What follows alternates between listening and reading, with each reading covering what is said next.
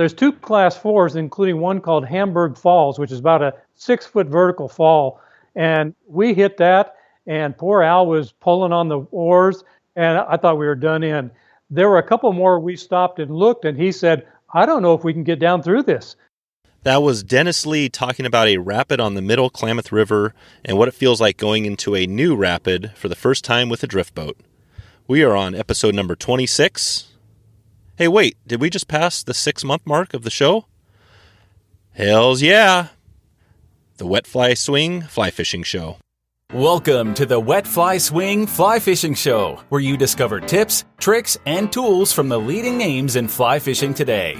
We'll help you on your fly fishing journey with classic stories covering steelhead fishing, fly tying, and much more. How's it going, everyone? Thanks for stopping by the Fly Fishing Show. Before I get into the intro, I want to remind you to follow us on Instagram at instagram.com/wetflyswing. In today's episode, I interviewed Dennis Lee, a retired California Department of Fish and Game fisheries biologist and author of The Half Pounder, a Steelhead Trout. We talk about the significance of the half pounder steelhead, talk about the birthplace of steelhead fishing, and get into fishing the Eel, Trinity, and Rogue Rivers. Dennis shares his experience and tips on putting together and publishing his own book. Don't miss this as Dennis tells us why we should care about the 12-inch sea-run steelhead. That's right, 12 inches, not 12 pounds. It's all about diversity. So, without further ado, here's Dennis Lee. How's it going, Dennis? Going great. Nice to talk to you, Dave. Good. Great to have you on. We've got, I think, a pretty interesting conversation here about steelhead, and we've had season 1 has been a heavy theme on steelhead, and I think the cool thing you bring here is you're going to talk about a life history of steelhead, one of their different life history tapes. I'll bet you a lot of people haven't heard about, and it's the half pounder. So we're going to get into that and talk about why that's significant and maybe why people should care about that, and then and go from there. But before I get into it, I'd love to start off with just kind of how you got into fly fishing and steelhead and where the focus on half pounders, how that all began. Well, it started probably going to school at Humboldt State University in 1968. I had the opportunity to fish occasionally with my dad for trout in the Sierra Nevada, but when I went to school, I'd gone up there early to play water polo and swim for the team, and having extra time, I used to wander around trying to find some fishing, and in the late summer, early fall, there's a run of small salmon. The locals colloquially call them chub salmon. Actually, they're grills, so maybe a few bigger fish.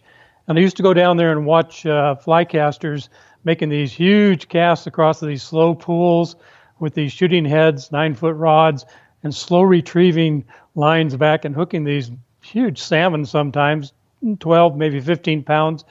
And then that just got me excited and said, I got to do this. So that was first start of really seriously fly fishing, and then having contacts at school, having opportunities, people around the area.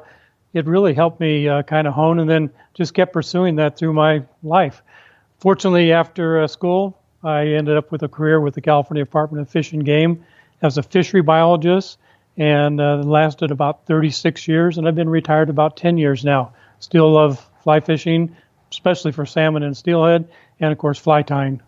Nice. And that kind of got you into the whole realm of Rogue River and Klamath. And maybe you can just go a little bit over just a little bit of background on, maybe you could just start us off with the half pounder, that life history, and talk about, you've got a book you wrote, the half pounder, a steelhead trout, a beautiful book. You sent me a copy, and I've been kind of looking through it and reading a little bit. It's beautifully put together, lots of great photos and lots of great color plates with your fly patterns, and so you obviously have a lot of fly tying experience as well. But maybe you could just talk about a little bit first on the life history, what that's all about, and then bring that back into fishing for them and the rivers where you can get them.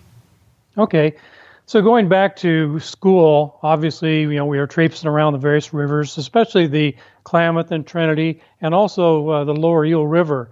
And even back then, we had a run of half-pounder steelhead and late summer, early fall adult fish coming in that were fishable. Regulations have changed now, and you basically, because of low flow closures, can't fish the lower eel. But the Klamath and Trinity provided great opportunities. We wandered up to the Rogue and occasionally even visited the Umpqua for summer steelhead. we had a lot of professors who were very much into fly fishing. Some of them wondered how we ever even graduated with all the fishing we were doing at the time. But after that, I had this career and had the opportunity through the 1980s to actually supervise our Klamath River salmon and steelhead study. We operated, similar to the Oregon studies, a netting program and project on the lower river, tagged fish, operated a creel census to recover tags, and then monitored the upstream progress of the fish at various weirs on tributaries in the Trinity and Klamath, and then at the two hatcheries, Iron Gate on the Klamath and Trinity River Hatchery on the upper Trinity. And so as a result of that, we prepared a major report to fulfill our contract obligations with the U.S. Bureau of Reclamation. They were our contractor through an anadromous Fish Act fund. Well, it was just a data report and kind of disappeared. And then when I was rehired back after retirement as a retired annuitant, so I currently still do that and work on some of our Central Valley salmon and steelhead hatchery issues. Pursuing through some of the literature, a lot of it's online, I actually discovered that 150-page manuscript. Now, back at the end of the 80s, we didn't have computers. These were all typed by a clerk typist. All the figures and drawings were done by hand. And so someone had, I think, accidentally scanned that. So I actually was able to capture a PDF version of that original report. So I was thinking there's all this good information that never really saw the light of day, run timing, when the fish were in on the Klamath, how fast they migrated, where they went. It would be nice to make that information available to anglers. So I started working on that. What started as just maybe a short article turned into a chapter, and then realizing that no one had really explained and written about the half-pounder life history. Now, it's mentioned a lot.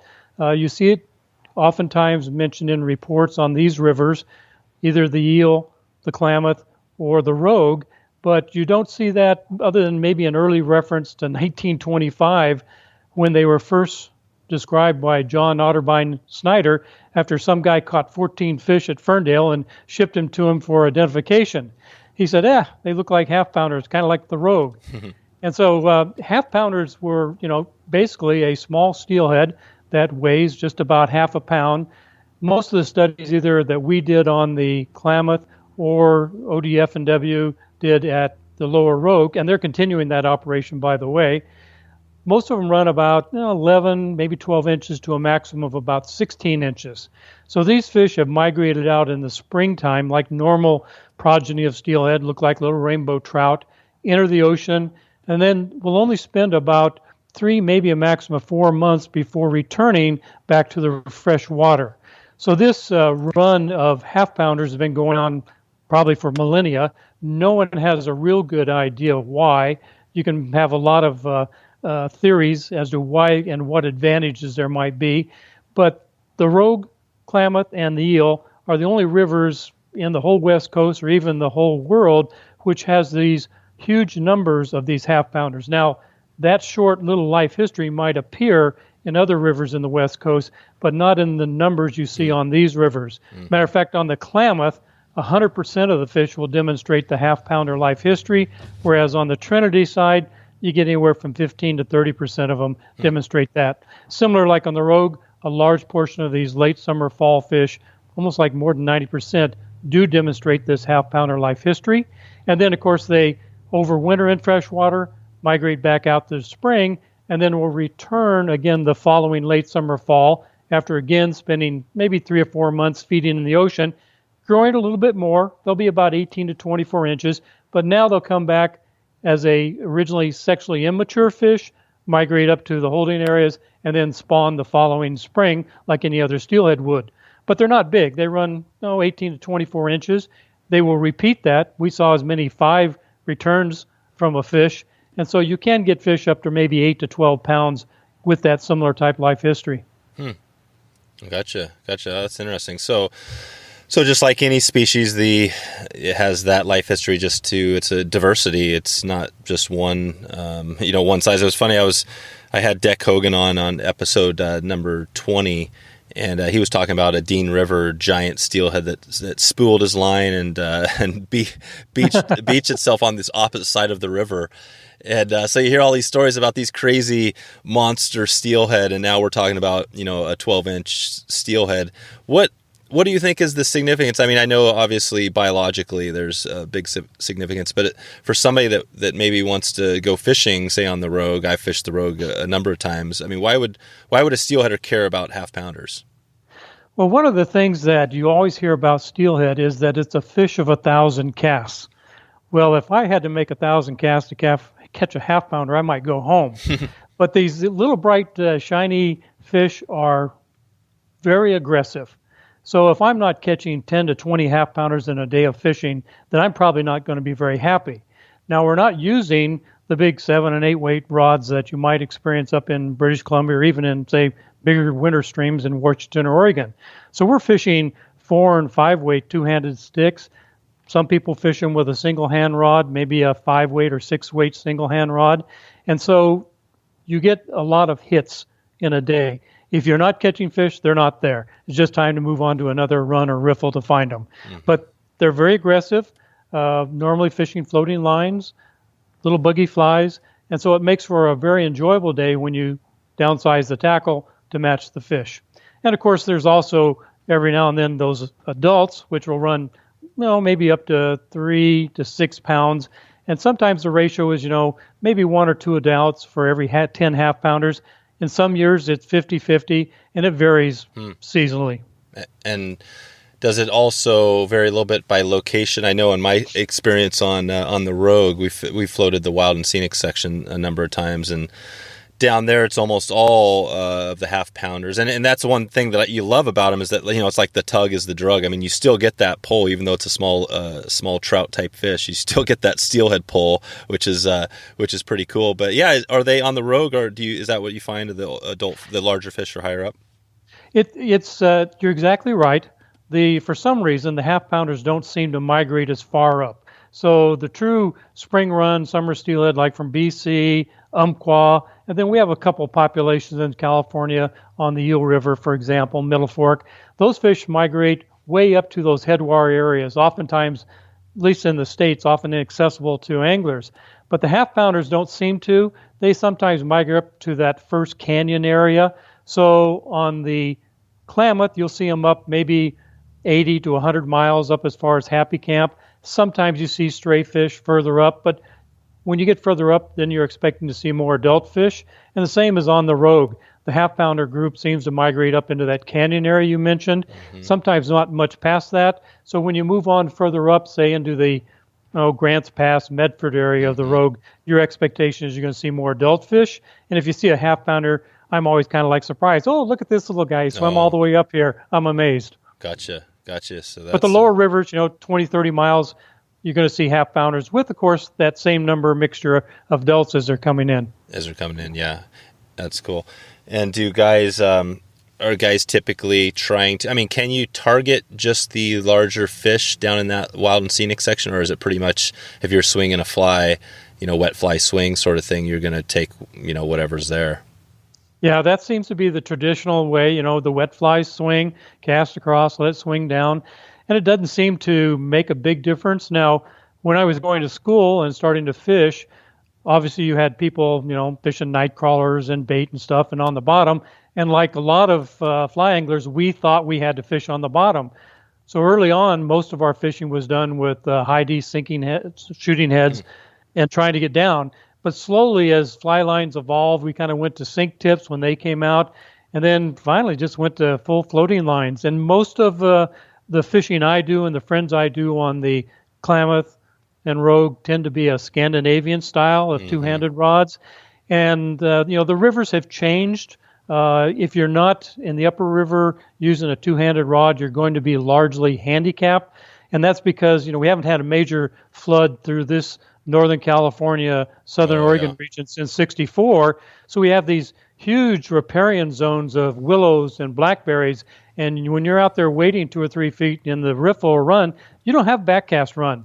I do remember we had backcast room back in the late 60s and 70s when I first started fishing.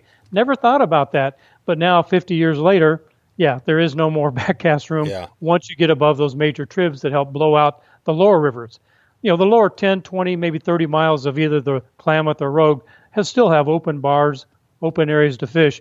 But once you get above that, it gets more difficult. Yeah, that's right. And that sounds like, the Scandi, definitely there's some places, that Deschutes is similar to, having a nice Scandi out there fishing. Just a floating line is nice.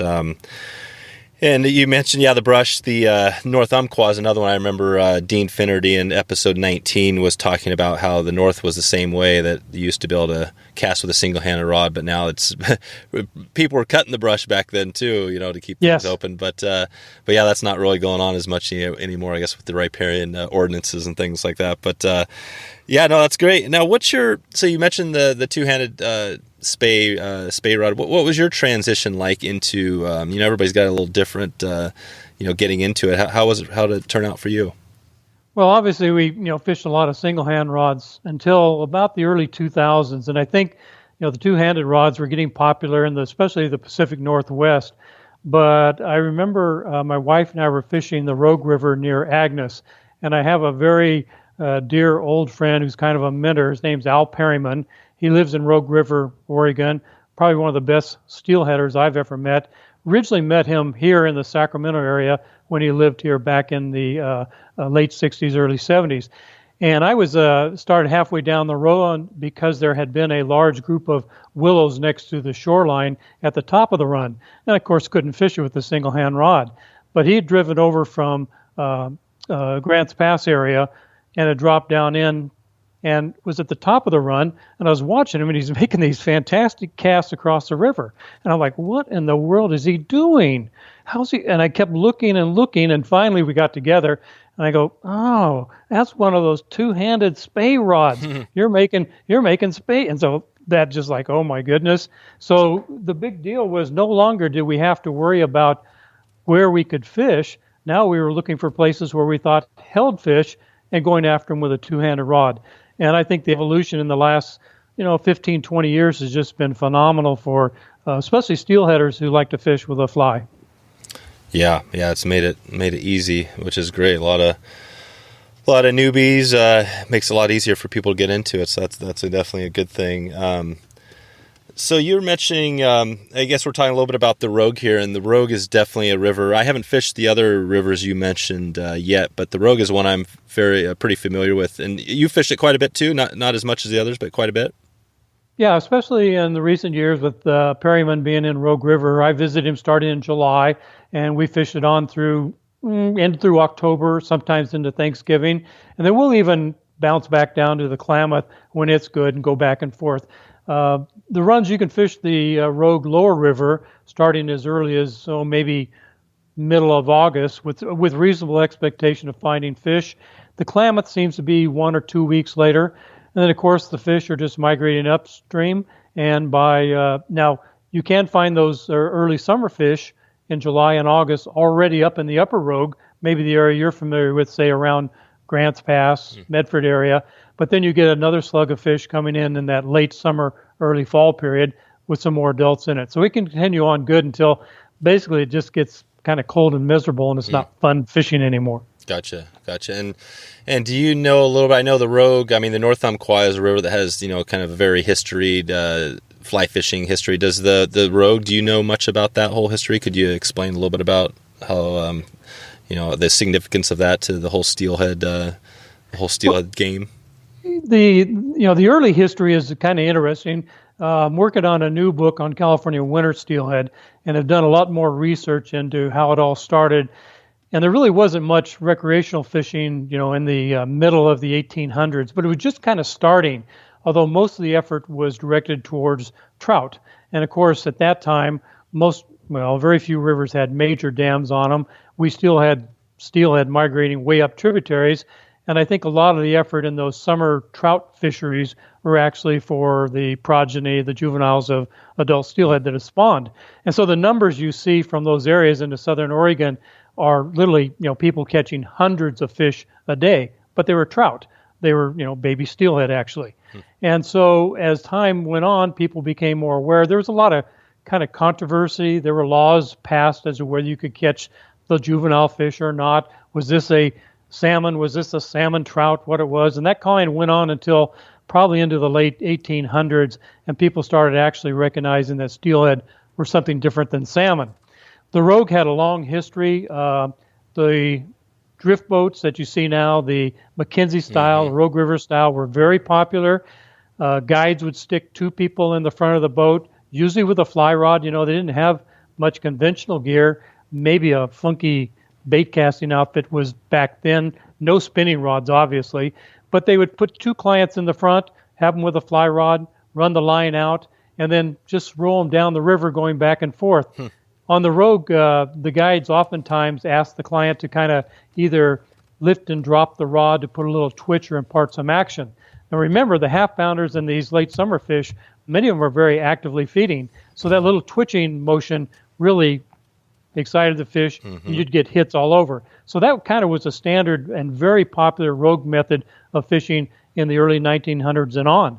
And it's been very successful even to this day. A lot of people you see who are actually fishing for half-pounders will put that little twitch every few seconds in their line, and oftentimes it will actually excite a half-pounder or a little bit bigger adult fish to take your fly. Yeah, that's the twitch. So yeah, that's and when you're doing that, you're not your leader's tied on to your fly just typically like normal. You're not doing any sort of a riffle hitch or anything like that. No.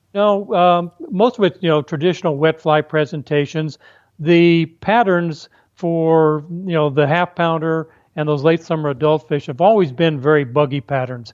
Very popular ones have always been silver Hilton, that black grizzly and silver coloration.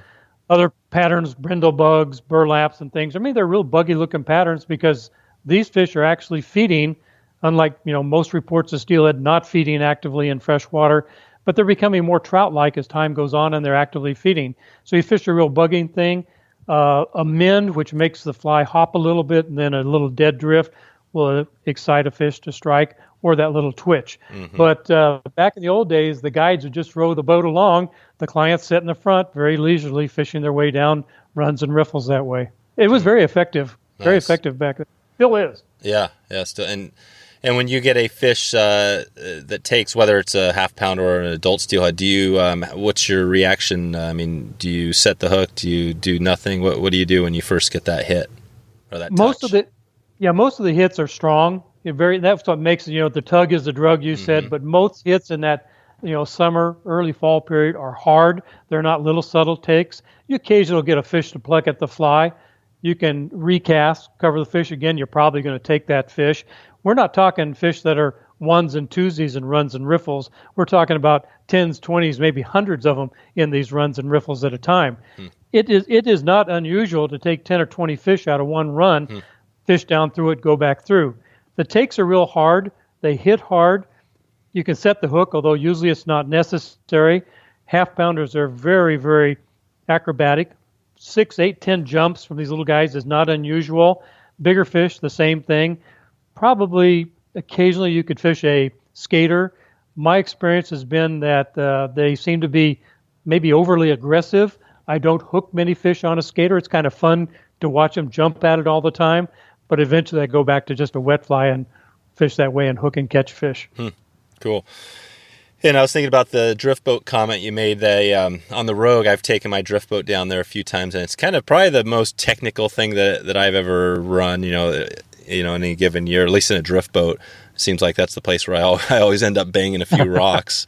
And you got like Blossom Bar, those sorts of things. Are the other rivers you mentioned? Maybe you can talk about the other half pounder rivers. Are those all same thing? People are floating those with drift boats and fishing similar methods?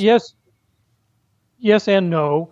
Like the lower Rogue, the lower Klamath is not accessible by road. I mean, you can fish the Rogue from the mouth all the way up to Lobster Creek, about 15 miles. Then there's a little canyon area, Quasatna campground in the center, and then you've got the Agnes up to Illahee available and fishable, and all accessible from the road. So you really don't need a boat, but a lot of people fish it or use a jet boat for access. The lower Klamath, you have a couple miles of access in the lower river. Now remember, everything from the mouth all the way up for about 30 miles is Yurok Indian Reservation, 1 mile on each side of the river. There is no real road. There's a couple private roads in, but no real access until you get about 15 or 18 miles up to a little community called Johnson's. So most of the lower Klamath is fished with a jet boat. Once you get past Johnson's up towards Wichipec, Highway 96 follows the river. It's all U.S. forest land and very accessible except for a few private in-holdings. There are some areas that make great canyon drifts with drift boats, rafts, and we've found, as what you mentioned, banging a few rocks, a few Class 4s, that a cataract is actually one of the better vehicles for accessing. Not for fishing from, just for giving transportation to runs and riffles. Gotcha. Yeah, that makes sense. The rafts are definitely a little more forgiving. Yes.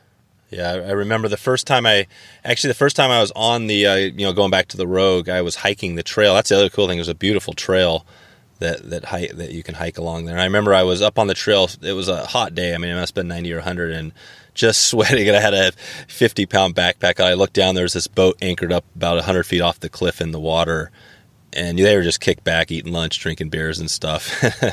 And I remember watching those guys like, next time I cover this river, I'm going to have a drift boat and I'm going to be floating it because that was the way to do it. But no, it's good. I think it's cool to have being able to access, rivers in multiple ways. And it sounds like those rivers are the same down there. Pretty much the same. We were on the upper Klamath, maybe the middle Klamath, up around where the Scott River comes in.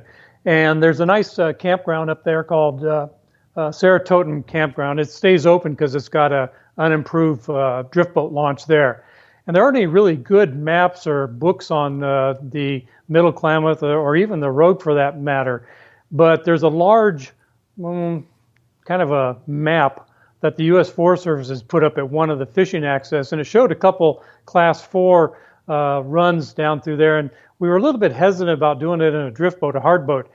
But we were standing at that unimproved ramp, and this guide pulled out, having fished the upper area, which was very easy drift. And we asked him, what's it like down below? And he said, oh, not too bad, a few rocks, but not big deal.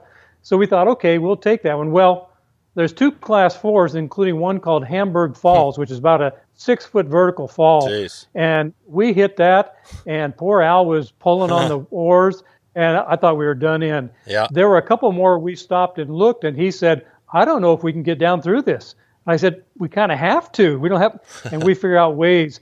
But that convinced us then that the cataract was the way to go. So they have a Sotar cataract that really makes access much easier and safer. Oh, cool. Yeah, Sotar, that's a Southern Oregon company, right? Are they down there? Not sure. Maybe they're out of they're out of Grants Pass. Yeah, they are. Oh, cool. Nice. So, getting back to your book, again, the half pounder, a steelhead trout. What was maybe you can bring us back to the process of, you talked about how you got all the data and stuff like that, but actually making that decision to write a book. I mean, and maybe the process of going through it. I mean, how long did that take you and what was the whole thing like? Well, as I started writing that first and pulling the information out, I have a very good fishing friend who is also a retired fish and game fishery biologist who was our editor, and he retired and moved to Sisters, Oregon. So I started sending material up to him and having him look at it, and then also passing my chapters on to various friends. And they said, gee, Dennis, this is terrible. This is the driest piece of... No, anyway, it wasn't good because I'm so used to writing for science publications that minimal words is what's your goal. Well, I was trying to, do something a little different, and I was struggling at it. So over time, I was able to add a little bit of information, which really, I was trying to provide all the science information for anglers, but I really needed to kind of add some stuff that made it more interesting, more readable, and more enjoyable book. So began that process, several years actually, going back and forth, finally came up with a manuscript copy. And I don't think people understand how much work goes into writing a book. I mean, if you have a publisher, they probably help a lot. But after I'd finished the writing and had it in a manuscript on the computer, I went to my wife, and she's very techie. She knows all this stuff. She'd gone back to school and has a couple degrees, certificates in computer sciences. So I said to her, do you know this particular Adobe software that you make books in? And of course she said, why do you ask? I said, well, we should write a book. And that started the process. It took us about a year. There were a lot of mistakes and errors, but she was able eventually, through that year, put together the file that you would print a book from. So now we've got a file with this book. We spent a couple years on those rivers, actually taking high quality photographs, things we wanted, things that we felt would be appropriate for the book, plus, of course, all the fishing pictures. We had to add other stuff, because how many pictures of a 12 to 15-inch bright little silvery steelhead can you put in a book? Yep. It gets kind of boring. Yep. So we had to kind of put other things in it, which we did. And then I had to include the fly section, a lot of history there. We did over 150 flies. I tried to research as far back as I could, historical patterns, current patterns. There are literally hundreds, if not thousands, of patterns that have been tied for the Klamath, Rogue Rivers, in our Northern California, Southern Oregon area. Many, many wonderful tires. And I tried to pick out the more popular ones, tie them, and then go through the process of photographing them and getting them in the book in a series that allow anglers to see them with the recipes. So after we'd had all that finished, we started shopping around for actually a printer. And we talked to people in like San Francisco who are brokers. The book could be printed overseas in China for a cost, and they really want to do about 5,000 or 10,000 copies. But we also knew that this subject of half pounders would be mostly popular in Northern California and Southern Oregon, maybe a little bit past that. And so we settled on doing only 500 copies. Eventually, we were able to find a printer, actually here locally in El Dorado Hills, who agreed. We set a price. It's a hardcover book, foil stamping on the cover, UV cover, 80-pound paper, 4-color digital printing. We had to find a current computer font to change everything in and make it look pretty. It's not just your old, Times New Standard or Arial fonts that you might use on your computer today. You had to do all that stuff. And then once the file was done, they looked at it. Their graphic artist and designer said, wow, this is almost perfect. We had one print made up, looked at it, made a couple errors or changes in pictures that we didn't think were high quality, and off we went. And that was about a little more than 2 years ago. 500 copies. Each one is signed and numbered, and we have about 65 copies left. I oftentimes give presentations to fly clubs. Because of the price in printing and the cost of the book, it's very difficult to sell it to shops and places like that or distributors. So I make presentations to fly clubs, and oftentimes, usually on the subject of the book or something similar, and then have the opportunity to sell books and offer them a discount at those meetings. Gotcha. Yeah. So essentially, we've had a lot of books ordered off the internet. We've had a number of books go to Canada, as far back as Washington, D.C., a couple to Florida, which has always surprised me. But there's anglers all over, and there's always people interested in subjects like this. Yeah, no, it's cool. So you essentially self-published, did almost everything on your own, just using, and what program was it that you used to put it all together? It's an Adobe software program. I think it's probably InDesign or several. You got to use the Photoshop for the pictures and all that. Yeah. And also the graphs that are in there on run timing and the maps, all that is done in those softwares because they're all compatible. They're not quite as clean. I'm a PC guy coming from the state, but my wife is basically an Apple Mac user, which, in the graphic arts business is where you have to be. Yeah.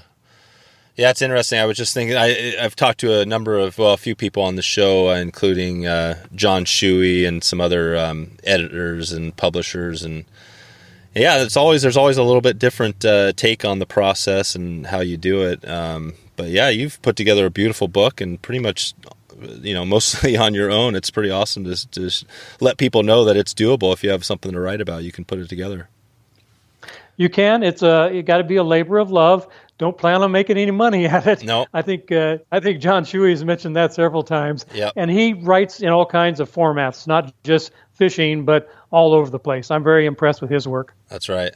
Yeah, he took me by surprise when he was mentioning, a birding book he wrote, which I was familiar with, and then Ocean Beaches book also. He didn't write, but he co-authored and helped put that together. So Nice. No, that's great. That sounds like definitely a project that you had a lot of fun with. And are you going to be planning on doing more? Well, you have another. You mentioned the other winter steelhead book. Do you just plan on? Are you going to keep putting these out there? Well, I don't know how many. We're not too blessed with a lot of steelhead fishing opportunities. Once I've covered the half-pounder late summer fall run fish, the winter fish.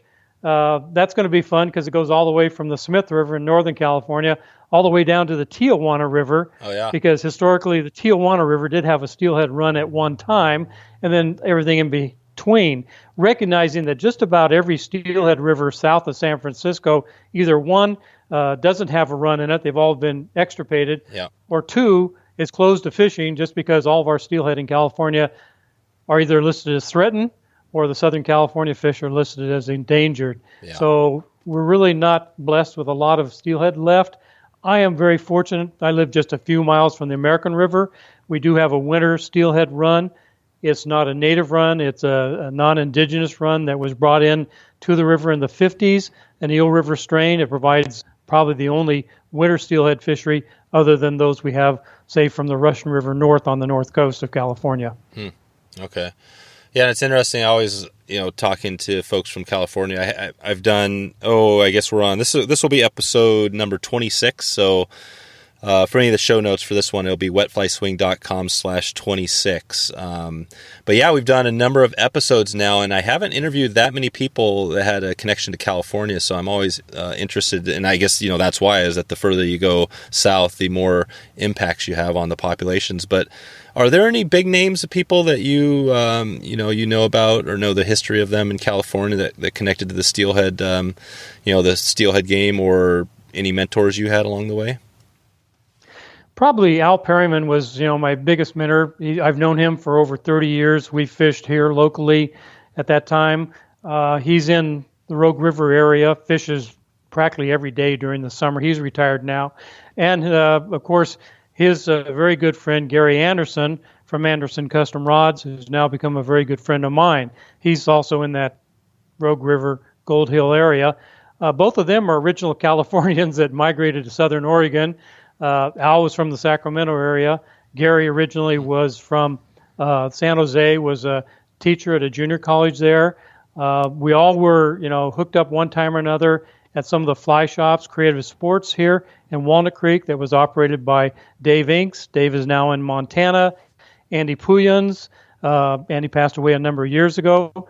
And then, of course, we usually are over at the San Francisco Anglers Club for the Speorama. That was just a couple weeks ago. A lot of big names show up there. It's a great event, and a lot of people. And, of course, that's casting, recognizing that group began back in the late 1800s, and one of the world record casts was made about 1899 at that facility over there. And the Golden Gate Casting Ponds and Anglers Lodge is still operating. The club is still there. So there's a lot of people around. We don't hear as much, because obviously in California, our fishing opportunities have been very limited, with the great reduction in our run sizes for salmon and steelhead, with just a few places that still provide fishing opportunities. Yeah, it's definitely an uphill battle. It sounds like there's still a few opportunities, so that's good. Hopefully that'll keep. Well, you were fully in touch with the natural resource piece of it, and do you see some any positives there in that whole thing? Well, it's interesting. California, back in, say, the mid-'80s, population was probably about 15 million people. California sold about 2.5 million adult fishing licenses. Today, we probably have 38 to 40 million people, but we've only sold about 1.2 licenses annually. So the angling population has really dropped off, and in terms of the population, it's really dropped very sharply. So the emphasis is not so much on recreational fishing, and our resource department, like California Department of Fish and Game, has now been renamed Fish and Wildlife, reflecting some of the new challenges and duties they have, which are more environmentally resource-oriented, rather than strictly recreational fishing. So there's been a real big change in that direction.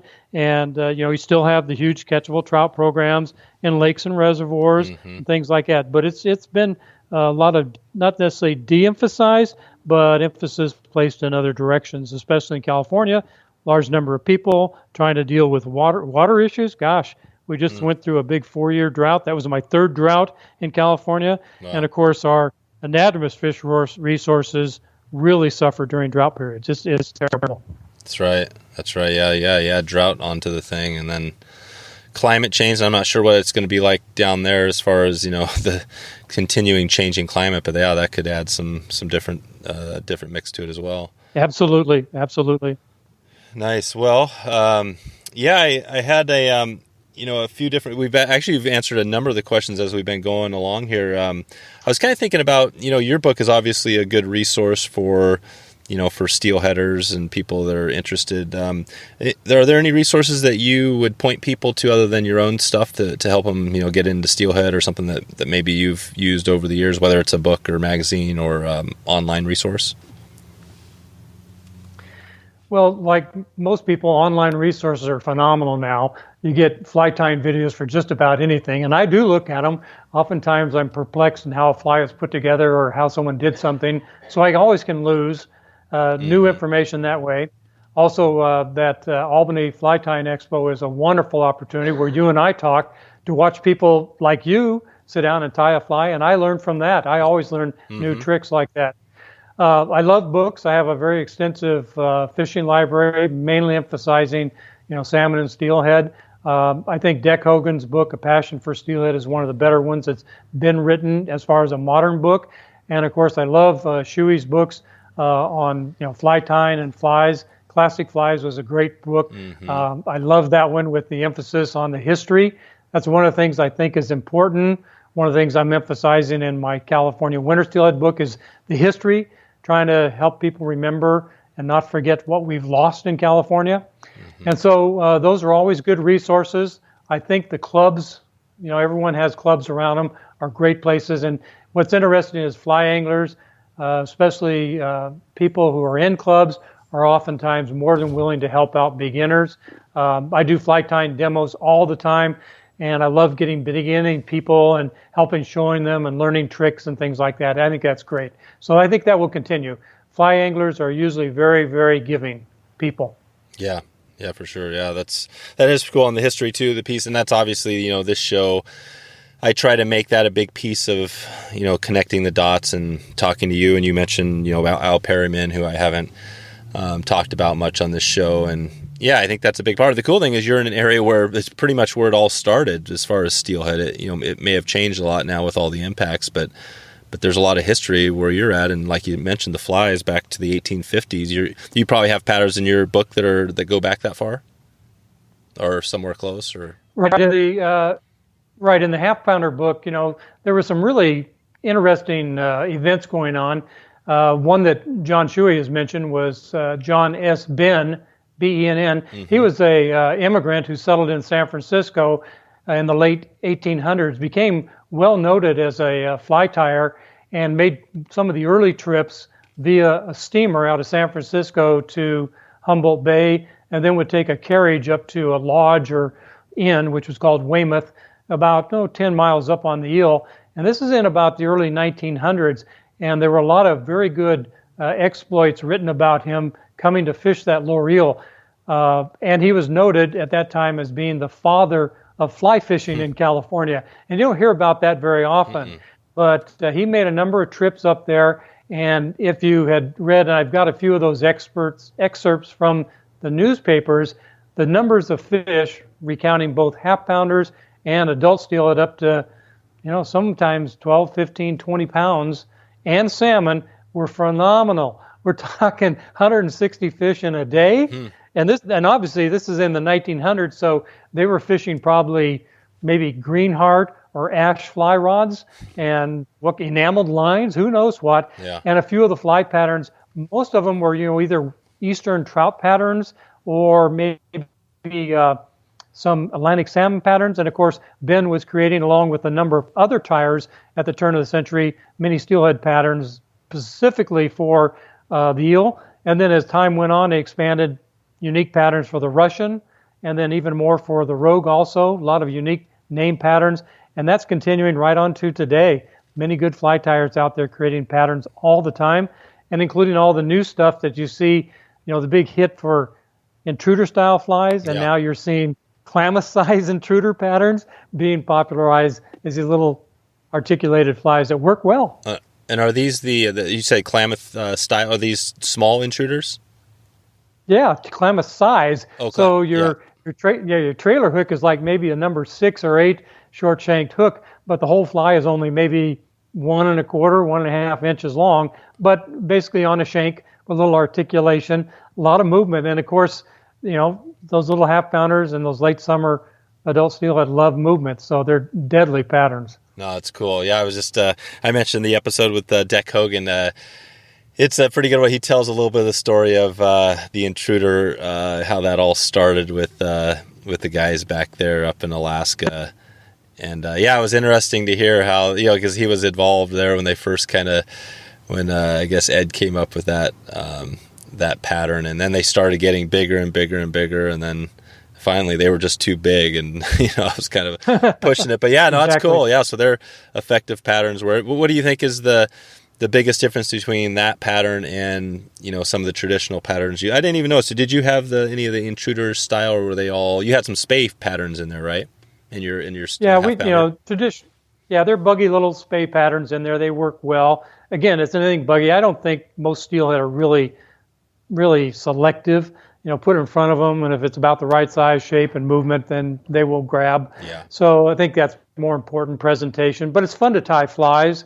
We do fish I do a lot of the larger intruder styles, rabbit strips here locally on the American for our winter fish. This is a January, February fishery. The fish are 6 to 12 pounds. It's not not half pounders or summer fish. These are winter fish, skagits, sink tips, the whole thing. Yep. And actually my favorite pattern, which I've used successfully, is Scotty Howell's squid roe. Oh, yeah. And I love that little one, although I do get a little bit of harassment from people who think that's pretty close to a bass bug with all the rubber and silicone.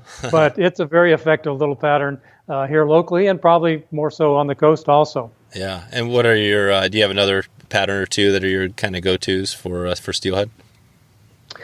We did several patterns, again, mainly buggy patterns. We do kind of an Acronuria stonefly imitation, both in a wet fly and a nymph.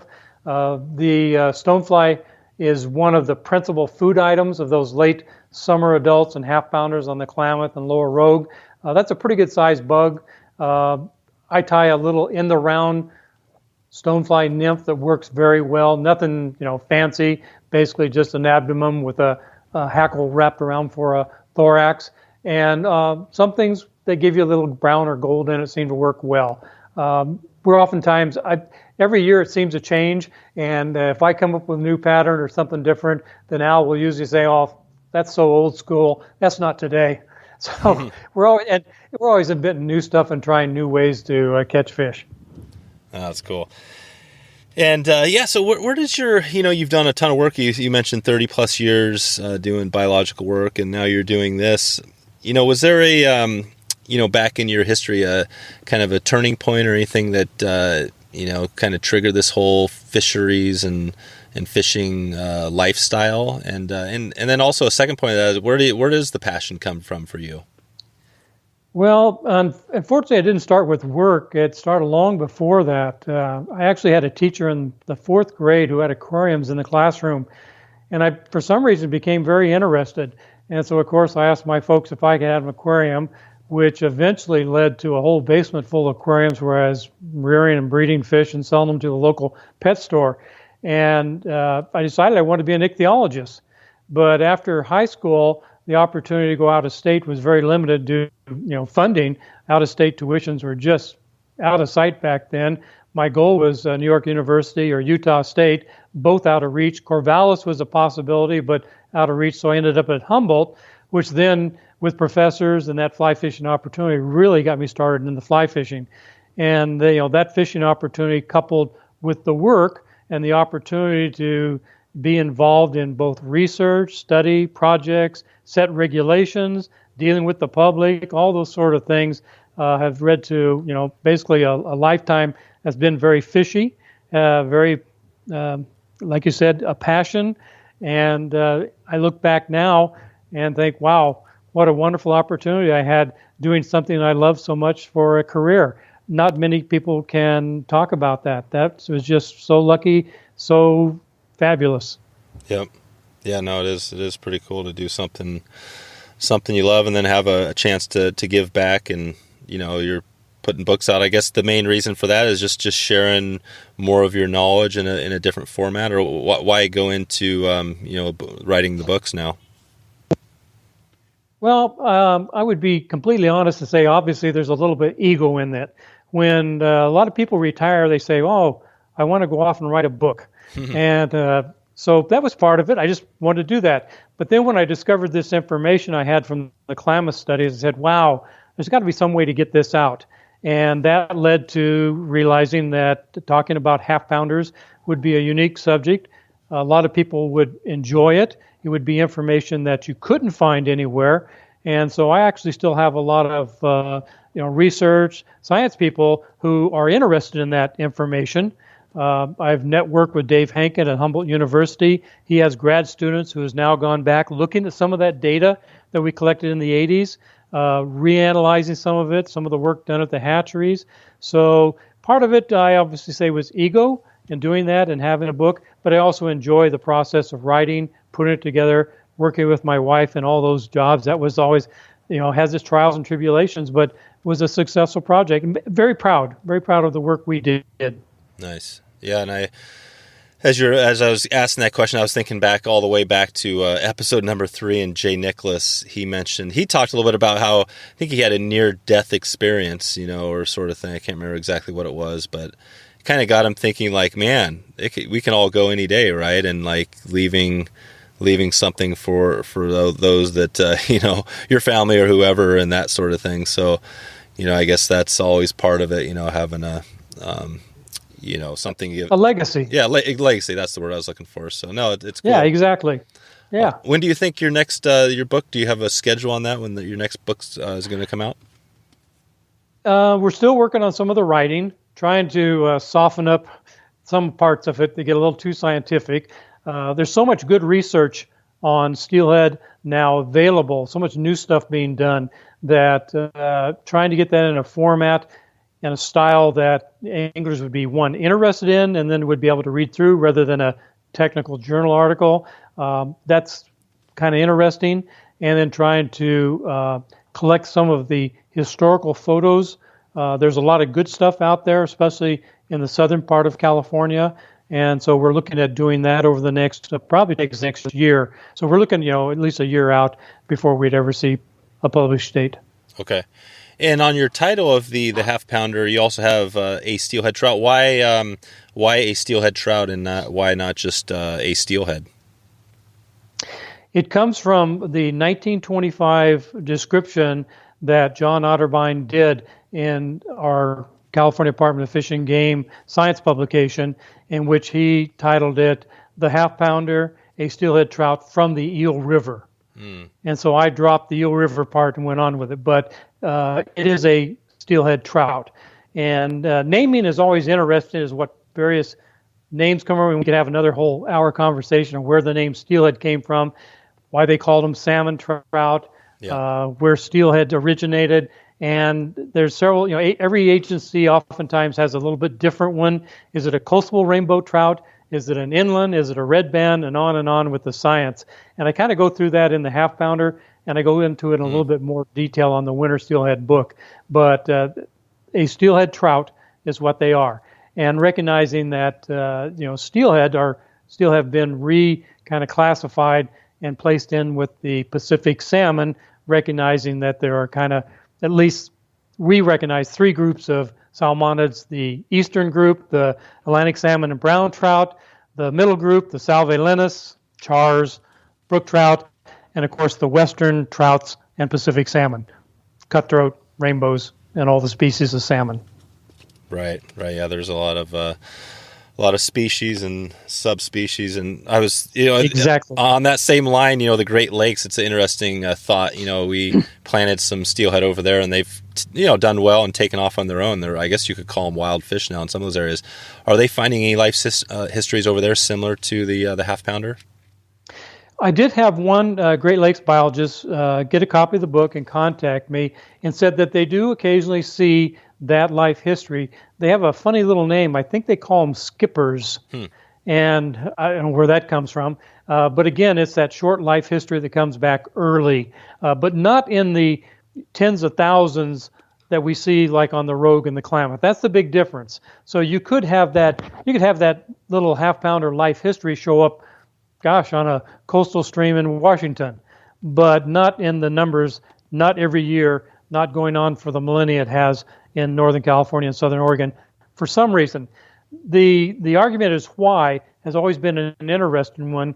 And I remember talking to one of the Oregon biologists many years ago, and he said, Dennis, maybe it's not an advantage, maybe it's a disadvantage, and you're actually seeing the evolution decrease to where now all you find it is on the Klamath, Rogue, and Eel Rivers, whereas historically that may have been the way it was everywhere. And this is the last remnant populations that demonstrate this half-pounder life history. Few more millennia, it may disappear also, and everybody will stay out 2, 3, or 4 years before returning back to freshwater to spawn. Yeah, that's an interesting question because you also have the, the jacks from salmon, Chinook and coho, and those don't appear to be going away. And I think that life history is kind of all or throughout, right? You see that.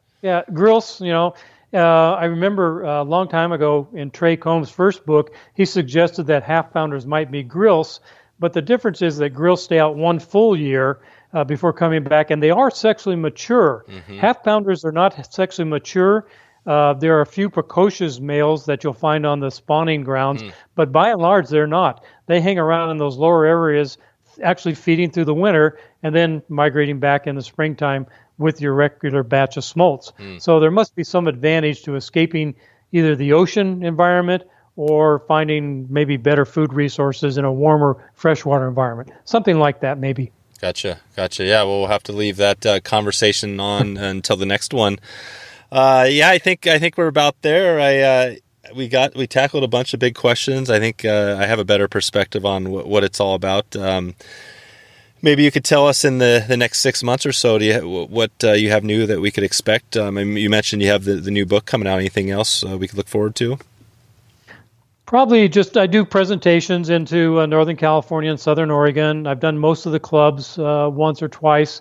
I keep doing that. It's always enjoyable. And of course, we're hoping to have some better runs this next late summer and fall on the Klamath and Rogue. So I'm hoping for some better fishing opportunities this upcoming year. The last few years through the drought has been very meager. Gotcha. So the drought has ended, and then maybe ocean conditions are going to be getting better as well?